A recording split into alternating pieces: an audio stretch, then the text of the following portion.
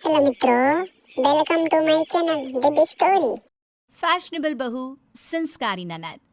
शोभा की इकलौती बेटी साहिल ने एक फैशनेबल लड़की विभा से लव मैरिज कर ली और उससे अपने घर ले आया। उसकी माँ ने दोनों को देखा तो बोलने लगी, अरे साहिल, ये किस नाटक वाले को ले आया तू? और इसने ये इतने छोटे कपड़े क्यों पहन रखे हैं? माँ ये नाटक वाली नहीं आपकी बहू है, मैंने इससे शादी कर ली है। विभा, माँ के पैर छुओ। कम ऑन साहिल, मैं किसी के पैर नहीं छू सकती। विभा, ये हमारा कल्चर है, घर के बड़ों के पैर छूते हैं। ओके साहिल। विभा जैसे ही शोभा के पैर छूने के लिए झुकी तो शोभा ने उसे डांटते हुए कहा, चल हट यहाँ से, दूर हो जा मेरी नजरों से। न जाने कहाँ से इसे उठा लाया है। तेरे लिए लड़कियों की कमी थी क्या, जो ऐसी लड़की को ले आया? हमारे घर के संस्कारों के बारे में तो सोच लेता, लोग क्या कहेंगे? माँ, आप भी कैसे पुराने जमाने की बात कर रही हो? आप कपड़ों और भाषा से किसी के संस्कारों को जज नहीं कर सकती। साहिल ने अपनी माँ को समझाने की बहुत कोशिश की, लेकिन वो कहाँ कुछ मानने वाली थी। शोभा अपनी बहू के कपड़ों और स्टाइल की वजह से हमेशा उसके कैरेक्टर पर टिप्पणी करती रहती। एक दिन विभा अपनी सास के लिए चाय बनाकर लाई। गुड मॉर्निंग मॉम, ये आपकी टी। ऐ छोरी, तुझ में संस्कार नाम की चीज है या नहीं? गुड मॉर्निंग ना बोला कर मुझे। हमारे यहाँ बहुएं पैर छूती है और तूने ये कैसे कपड़े पहने? देख जरा मेरी बेटी रानी को, सीधे सादे कपड़े पहनती है वो। मॉम, आपकी बेटी को फैशन की बिल्कुल भी नॉलेज नहीं है। उसी तो आप तंबू भी दे देंगी ना तो वो तंबू भी पहन लेंगी। देखो माँ, भाभी कैसे मेरा मजाक उड़ा रही हैं। रानी, मैं तुम्हारा मजाक नहीं उड़ा रही, मगर ज़रा देखो खुद को, कैसी लग रही हो। तुम्हें फैशन का बिल्कुल भी सेंस नहीं है। कुछ तो लड़कियों वाली हरकतें किया करो। चलो कोई बात नहीं, मैं आ गई हूँ ना, सब सिखा दूंगी। इतना कहकर विभा वहाँ से चली जाती है और रानी सोचने लगती है, भाभी आपने मेरा मजाक उड़ाकर अच्छा नहीं किया। अब देखो मैं कैसे आपको इस घर से बाहर निकालती हूँ। अब रानी हर समय अपनी भाभी की कमियां ढूंढने में लगी रहती। रानी की माँ तो विभा से नफरत करती ही थी, लेकिन घर से निकालने के लिए जरूरी था कि साहिल भी विभा से नफरत करे। एक दिन घर में पूजा हो रही थी। घर के सभी सदस्य पूजा में शामिल हुए, लेकिन विभा नहीं हुई। जब पूजा खत्म हुई तो रानी ने कहा, भैया माना कि भाभी फैशनेबल हैं, लेकिन इसका मतलब ये तो नहीं कि वो भगवान में बिल्कुल आस्था ना रखे। उन्हें पूजा में तो आना चाहिए था ना।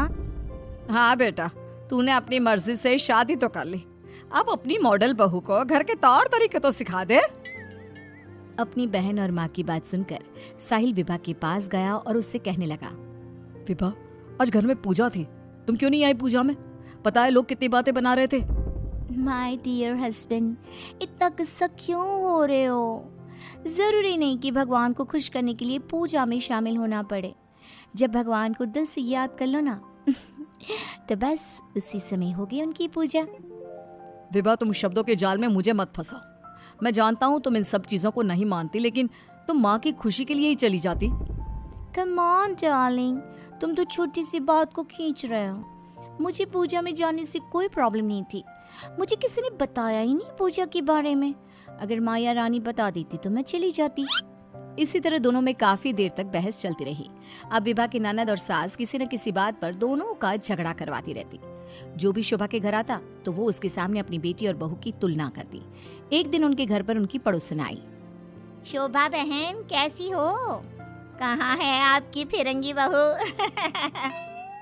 अरे घूम रही होगी आधे कपड़े पहन मित्रों, वीडियो को लाइक करो और आगे बढ़ो। कर कहीं। जब से आई है जीना हराम कर दिया है। शोभा बहन, वैसे जो भी हो, आपके बेटे साहिल ने ऐसी लड़के से शादी करके सही नहीं किया। आपके घर में सब कितने संस्कारी हैं। आपने अपनी खुद की बेटी की कितनी अच्छी परवरिश की है, और आपकी बहू, उसके तो पूरे मोहल्ले में चर्चे हैं। हाँ बहन, बात तो सही कह रही हो।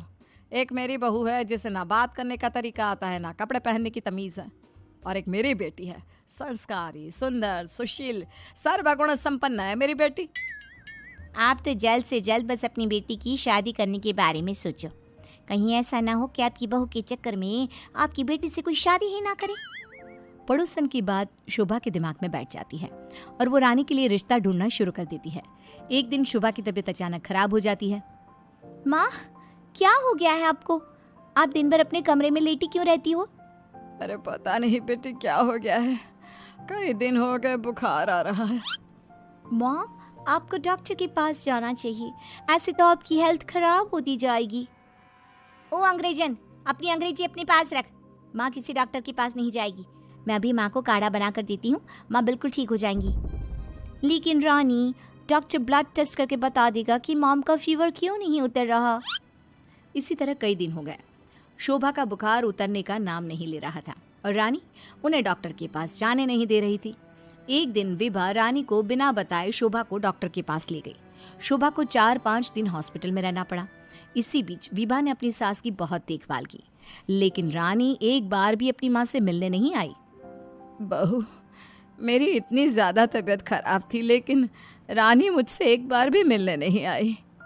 डोंट वरी मॉम, घर में कोई नहीं है ना, तो वो घर में ही रहती है। अब डॉक्टर ने बोला है कि आप घर आ सकती हैं, तो आप ज्यादा सोचिए मत। अब शोभा को पहली बार अपनी बेटी और बहू के संस्कारों के बीच का अंतर पता चला। शोभा अपनी बहू को प्यार करने लगी। एक दिन शोभा ने विभा से कहा, बहू, आज शाम को लड़के वाले रानी को देखने आ रहे हैं। रानी और तुम बाजार चली जाओ, खाने का कुछ सामान और रानी के लिए अच्छी सी साड़ी लेकर आना। माँ, मैं भाभी के साथ नहीं जाऊंगी। वो साड़ी दिलाने की जगह कोई स्कर्ट या जींस दिलाकर ले आएंगी। बहू, तो इसे साड़ी ही दिलाकर लाना, ठीक है? Okay mom. रानी और विभा मार्केट के लिए निकल जाती हैं, लेकिन रास्ते में बहुत ट्रैफिक था। पूछने पर पता चला कि एक कार का एक्सीडेंट हो गया है। विभा और रानी ने कार के पास जाकर देखा तो एक लड़का बहुत बुरी तरह से जख्मी पड़ा था। कोई उसकी मदद नहीं कर रहा था।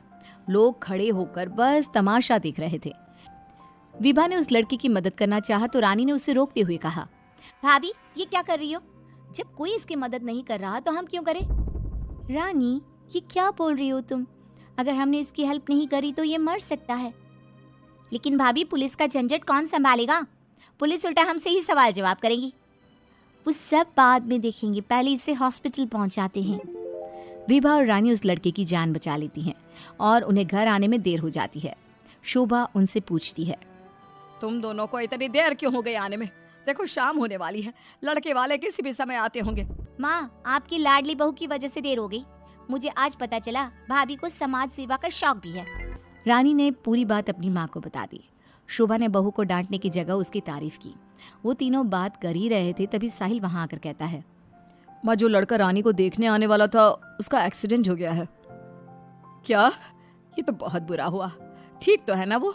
हमें जल्दी उसे देखने जाना चाहिए। माँ, वो ठीक है, उसके घर वाले बता रहे थे कि 2 लड़कियों ने उसे हॉस्पिटल पहुंचाया है। अगर वो उसे वक्त पर हॉस्पिटल ना लेकर जाते तो उसका बचना मुश्किल था। 2 लड़कियों ने? डार्लिंग, हमने भी आज एक लड़की का हॉस्पिटल पहुंचाया था। कहीं ये लड़का वही तो नहीं जो रानी से मिलने आ रहा था? सभी हॉस्पिटल पहुंचे तो ये लड़का वही निकला जिसकी जान विभा और रानी ने बचाई थी। सब ने दोनों की बहुत तारीफ की। रानी ने अपनी भाभी से माफी मांगते हुए कहा, भाभी, मुझे माफ कर दो। मैंने हमेशा आपको गलत समझा। अगर आप ना होती तो मैं कभी भी किसी अनजान आदमी की मदद ना करती। डोंट क्राई डियर, हमें अच्छे काम करते रहने चाहिए। साहिल दोनों की बात सुनकर कहता है, देखा रानी, मैं कहता था ना, संस्कार चरित्र में दिखाई देते हैं, कपड़ों और भाषा में नहीं। इसीलिए कभी किसी के कपड़े देखकर उसका कैरेक्टर सर्टिफिकेट नहीं बनाना चाहिए। इसी प्रकार की वीडियो देखने के लिए हमारे चैनल को लाइक करें, सब्सक्राइब करें एवं शेयर करें।